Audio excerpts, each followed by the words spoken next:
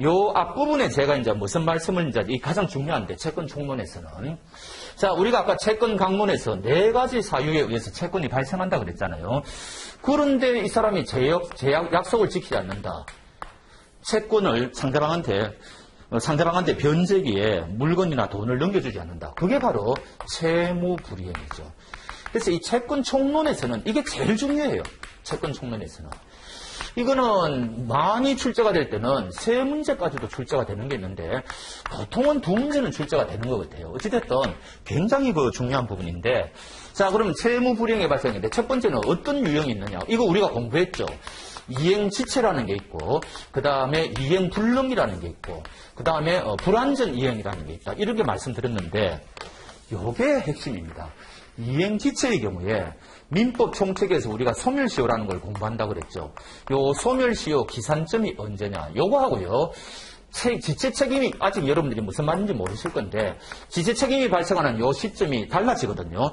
요게 세 가지의 경우에 달라지는데 요게 또 시험의 보고예요. 공부해 보시면. 그래서 요 부분에서 여기 387조에 있는 건데 요게 아주 시험의 단골 문제다. 이렇게 보시면 되고 그다음 두 번째는 채무 불이행에 봤을 때 이제 상대방한테 손해배상을 해줘야 될 거 아닙니까? 그럼 이 손해배상이 뭡니까? 통상 손해라는 게 있고 그 다음에 특별 손해라는 게 있어요.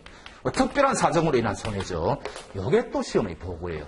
특별 손해에 대한 판례가 어떤 경우를 특별 손해라고 했냐. 그다음 특별 손해는 어떤 요건을 갖춰야 되느냐 있는데 이런 것들 좀 보셔야 되고 그 다음에 마지막으로 미리 상대방하고 약정을 맺을 수가 있죠. 너 제 날짜에 내한테 돈 넘겨주지 못하면 너 내한테 무조건 얼마 배상해. 요거를 우리가 미리 약정하는 거를 손해배상액의 예정이라고 그러거든. 손해배상의 예정. 요게 이제 398조에 있는 건데 거의 매번 출제된다고 보시면 돼요. 아주 중요한 부분이에요. 판례도 굉장히 중요한 게 많고 그래서 요 손해배상액의 예정 요거는 뭐 여러분들이 달달달 판례를 한 대여섯 가지는 외우셔야 될 거예요. 그런 식으로 공부하시면은 요 채무불이행 파트는 그냥 넘어갈 수가 있다 이런 이야기죠. 그 다음에 이제 요 파트가 끝나면 우리가 이행지체하고 대비되는 게 이행지체는 뭐예요? 채무자가 제 날짜에 물건을 넘겨주지 않는 거죠. 요거 반대말이 채권자 지체라는 거예요. 이거는 무슨 말인 거니까 채무자가 제 날짜에 물건을 갖다 줬는데 채권자가 물건을 안 받는 겁니다. 받을 수 없는 사유가 있겠죠.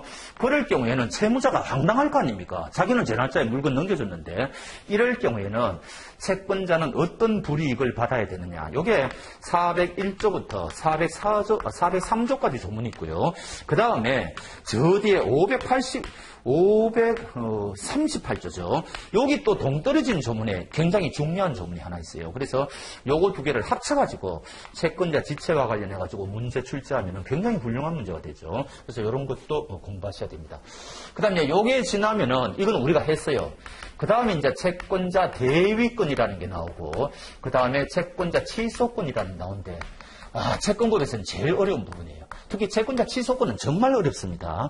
이건 정말 어려운데 요거는 전부 판례 공부거든요. 요건 전부 판례 공부인데 제가 미리 말씀드렸지만 요 문제 여기서 한 문제 여기서 한 문제 두 문제 출제할 때도 있고 그냥 요거 한 문제 나올 때도 있고 여기서 나올 때도 있고 번갈아 가면서 나오는데 이때까지는 보면은 이쪽이 훨씬 더 출제가 많이 되었어요. 채권자 대위권이. 근데 금년도에는 채권자 취소권에서 출제가 되었습니다. 그러니까 예측이 안 돼요.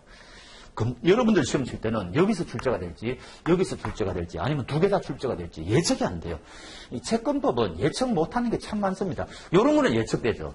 손해배상액의 예정은 나올 가능성이 70% 이상이다. 이런 거는 예측이 되는데 나머지는 예측이 잘 안 돼요. 그래서 하여튼 이 부분도 요것도 판례가 굉장히 많고 이거는 뭐 100% 판례고 이런 식으로 굉장히 또 공부할 양이 많은 부분이 있다. 이런 거죠.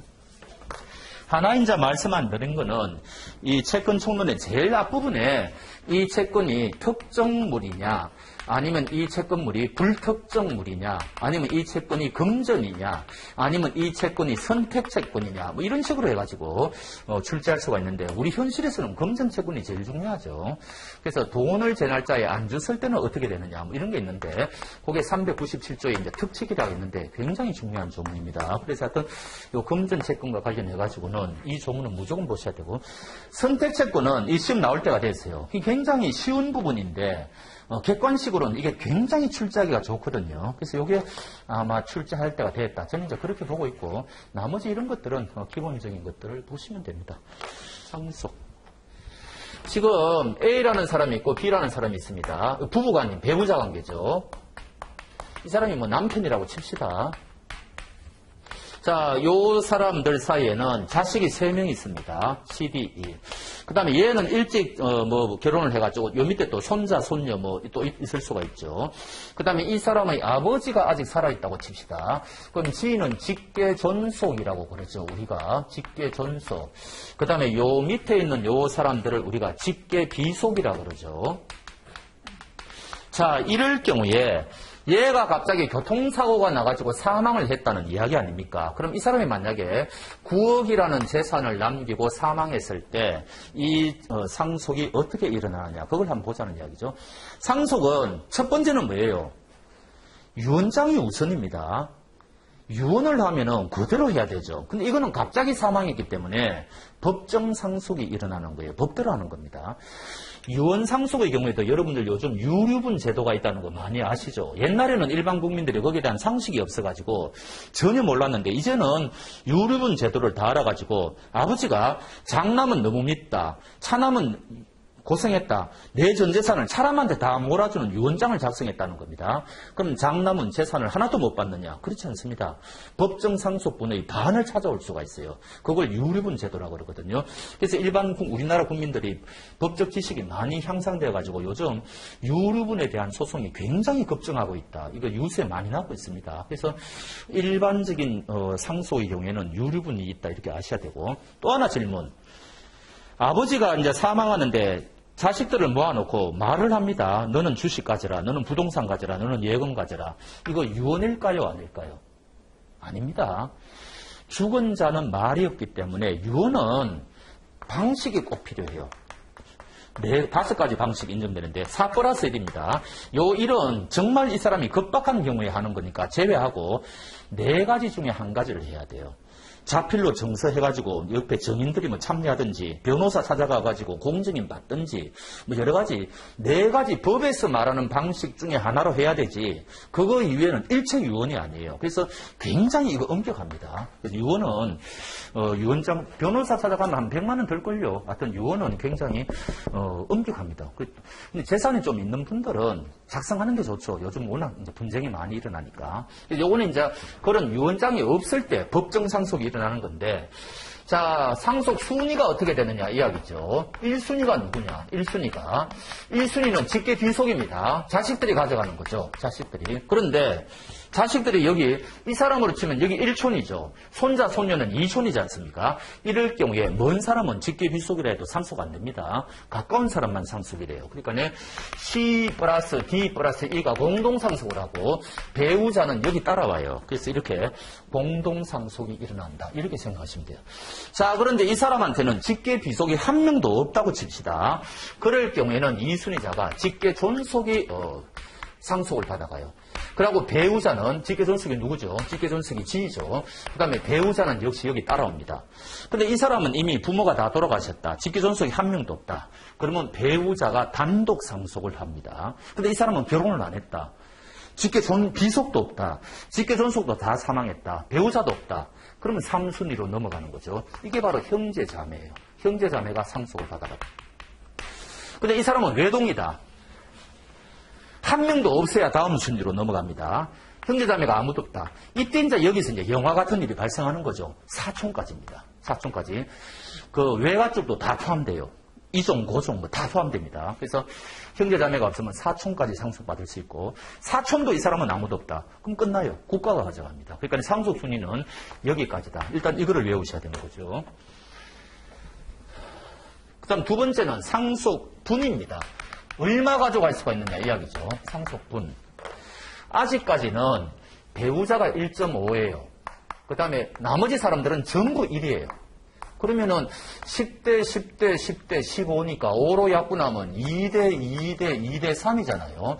그러면 전체가 9죠. 그럼 얘는 9분의 2, 얘 9분의 2, 얘 9분의 2, 얘 9분의 3 이렇게 상속받아가는 겁니다. 그러면 9억을 남겼으면은 얘 2억 원, 얘 2억 원, 얘 2억 원, 얘 3억 원 이렇게 상속받아갈 수 있다는 거죠. 근데 지금 민법 개정이 옛날부터 지금 국회에서는 계류 중인 걸로 알고 있는데 완전히 이 상속분이 바뀌어가지고요. 이제는 배우자 위주로 가요. 그러니까 얘가 9억 남기잖아요. 그러면은 4억 5천은 무조건 배우자가 먼저 가져가요. 앞으로 이제 민법이 개정되면 아직까지 개정 안 됐는데 그럼 나머지 4억 5천이 남죠. 요거 가지고 지금 여기 있는 대로 또 나누는 겁니다. 그러면 결과적으로 배우자가 한 70% 가져간다고 그래요. 그러니까 앞으로는 배우자한테 다 몰아준다. 이런 식으로 상속이 바뀔 겁니다. 근데 이게 이 말이 나온 지가 벌써 2, 3년 전인데 아직까지도 요즘 국회 돌아가는 보십시오. 통과하겠습니까 지금? 이게 언제 통과할지는 모르겠지만 방향은 이렇다. 이제 이런 이야기죠. 그 다음에 대습상속이라는 말이 나와요. 대를 잇는다 이야기인데 이게 무슨 말인가 하니까 요건이 뭔가니까 C가 이 사람의 장남이라고 칩시다. 얘가 5월 1일 날 사망해버렸어요. 그럼 5월 1일 시점에서는 얘는 없죠. 그리고 나서 얘가 6월 1일 날 사망했다고 칩시다. 얘가 먼저 사망했어요. 그러면 6월 1일 날 얘가 사망했을 때 얘의 재산은 누가 상속받아갈 수 있느냐? C는 못 받아가죠. 이미 사망했으니까. 그럼 D하고 E만 상속받아갈 거 아닙니까? 얘가 너무 억울하다는 거죠. 아버지가 먼저 사망한 것도 지금 아주 그런데 요때 F가 요 자리에 올라갈 수가 있어요. 요거를 대습상속이라 그럽니다. 대습상속. 그래서 대습상속은 먼저 요가 사망했다 하더라도 올라갈 수 있다. 요거는 배우자 간에도 인정이 돼요. 배우자가 먼저 사망했을 때도 대습상속은 인정됩니다. 그래서 이런 기본적인 개념. 그 다음에 만약에 요 사람이 지금 사망했을 때 배우자가 지금 임신 중이라는 거죠. 아직 태어나지 않았다는 겁니다. 그러면 태아에게 상속권이 있을까 이야기죠. 질문, 원칙적으로 있을까요? 없을까요? 없죠. 사람이어야 상속받을 수 있다고 그랬잖아요. 사람 아니잖아요. 근데 우리 민법이든 외국 민법이든 태아가 보호받을 가치가 있는 건 똑같은데 단지 우연적으로 지금 태아라는 그 사정으로 상속 못 받는 건 너무 가혹하지 않느냐. 그래서 외국 입법례는 태아를 사람하고 동격으로 보는 입법례도 많다고 그럽니다. 근데 우리나라는 그 정도는 아니고 중요한 4가지 경우에만 태아를 사람하고 동격으로 인정을 해요. 그 중에 하나가 상속권입니다. 그러니까 태아라고 하더라도 이 경우에는 상속받을 수 있다는 거죠. 그럼 얘는 누구를 통해서요? 어머니를 통해서 하겠죠. 어머니가 이제 대리권을 행사하겠죠. 그런 식으로 상속을 받아갑니다. 그래서 4가지 경우가 어떤 경우가 있느냐? 그건 또 나중에 여러분들이 공부하시면서 외우셔야 됩니다. 그래서 정리하자면 원래 태아는 권리가 없는데 예외적으로 4가지 경우에는 권리가 있다. 그 중에 하나가 상속권이다. 이렇게 생각하시면 됩니다. 그러면 논점은 순위 아셔야 되고요. 상속분 아셔야 되고 대습상속이라는 개념을 아셔야 되고 그 다음에 태아에게도 상속이라는 권리가 인정이 된다. 그런 이야기죠. 그 다음에 유정이라는 개념은 뭐예요? 유언장입니다. 유정. 유언이라는 말하고 정려라는 말이 합쳐져 있죠. 이 사람 유언장을 보니까 내 재산의 일부를 누구누구에게 주어라 이렇게 되어 있으면 이게 바로 유정이죠. 그래서 이 사람이 유언장 작성할 때 이렇게도 얼마든지 작성할 수 있다는 거죠. 유정 이렇게 보시면 되고 이왕 말씀드린 게 딱 한 가지만 더 하고 끝내겠습니다. 조금 중요한 거. 제가 오늘 이제 이런 말씀 드렸는데 우리가 법률 행위라고 하는 거는 계약이 있다. 그 다음에 단독행위라는 게 있다. 이런 말씀 드렸죠. 요 2가지가 우리가 법률행위라고 그랬는데 요게 단독행위가 또 2가지가 있어요. 상대방한테 내 의사표시가 도달해야 법적 효과가 발생하는 게 상대방 있는 단독행위라는 겁니다. 상대방 있는 단독행위. 이게 대부분이에요. 이게 대부분입니다. 예를 들어서 뭐 취소라든지 내가 방 안에 내 혼자 앉아가지고 취소하겠다 해가지고 그게 의미가 있는 게 아니잖아요. 나의 취소의 의사가 상대방한테 전달돼야 될 거 아닙니까? 상대방 있는 단독행위는 그런 뜻이에요. 그래서 이 의사표시가 상대방한테 도달돼야 된다 이런 거거든요. 근데 이게 시험에 나오는 게 아니고 법에서는 상대방 없는 단독행위라는 게 있다는 거죠. 상대방한테 도달될 필요가 없다. 이런 이야기인데 이게 뭔가 하니까 꼭 여러분들이 외워놓으셔야 될 게 재단법인 설립행위입니다. 재단법인을 내가 돈을 좀 내가지고 재단법인을 설립하겠다. 그냥 내면 되는 거지. 상대방이 있고 없고 일단 필요 없다는 거죠. 그래서 요거 꼭 하나 외우시십시오. 요거 하나. 요게 시험에 아주 자주 나와요. 갑자기 생각이 났어요. 이게 채권 총론 이야기예요. 그래서 기본적으로 6문제는 나오고 그 다음에 많이 나올 때는 8문제. 여기서 6문제 나오면 채권 강론에서 7문제 나온다는 이야기죠.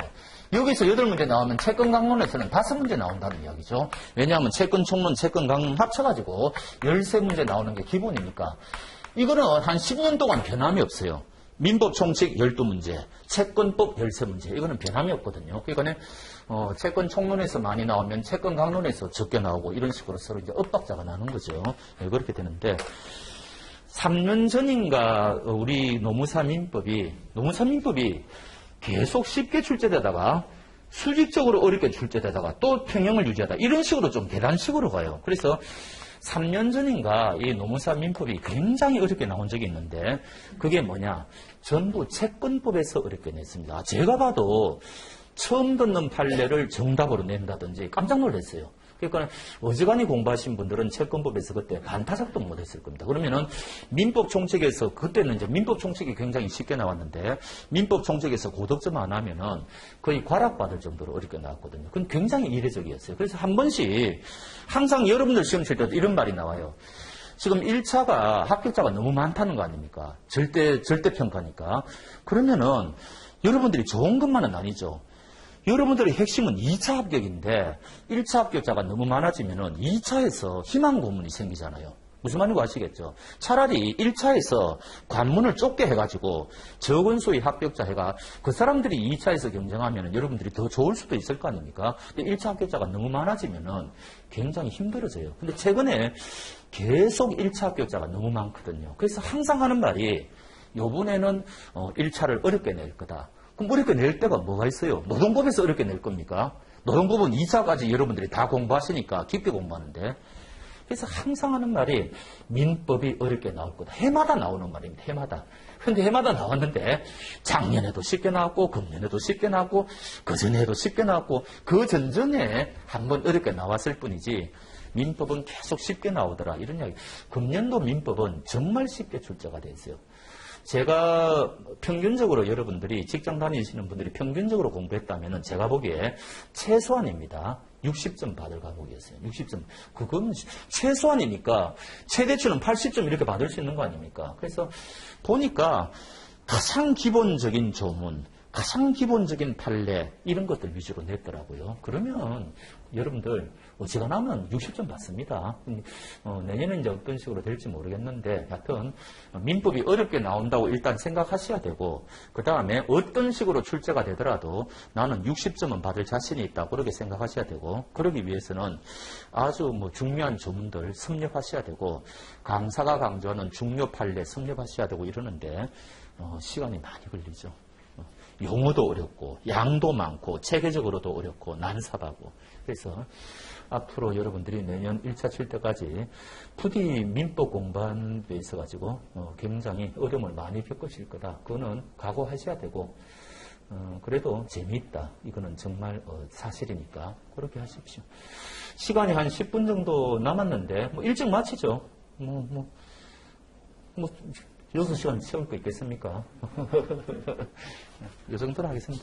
어느 정도 도움이 되셨는지 모르겠는데, 13일 날 설명회가 있고, 그때 이제 또 다양하게, 우리 학원에 강사진들이 괜찮아요. 자화자찬하는 게 아니고, 여러분들이 충분히 합격자 설명회 때 오시면은, 좀 도움을 받을 수가 있을 것이고, 그때 뵙고, 또 나중에 저하고 인연이 되면 또 민법 개강할 때 오시면 또 인연을 맺을 수가 있고 그렇습니다. 자, 오늘 정말 와주셔서 정말 감사드리고 다음에 술 한잔 할 수 있으면 하고 자, 오늘 여기서 강의 마치겠습니다. 감사합니다.